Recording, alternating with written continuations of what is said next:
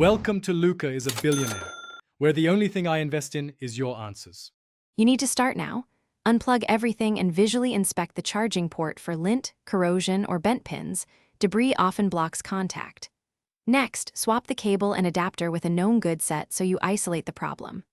Once done, test multiple power sources, wall outlets, a laptop USB port, and a wireless charger to determine whether the issue is the cable, the plug, or the phone itself.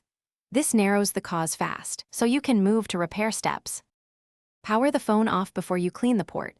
Use a soft, non-metal tool or canned air to remove lint. Avoid poking pins. Once clean, boot into safe mode to see if an app is preventing charging, and then make sure system updates are installed because firmware affects charging control. Check battery settings for rogue background apps and use a battery health utility to inspect battery cycles. If charge percentage jumps, calibrate by charging to 100%, then fully. If tests point to hardware, replace the cable, then the charging port or battery. Some phones require board-level repair, so use an authorized technician for soldered parts. Before any factory reset, back up your data because resetting erases settings and apps. Do this only if software diagnostics were inconclusive. Make sure to retest after each change so you know what fixed it.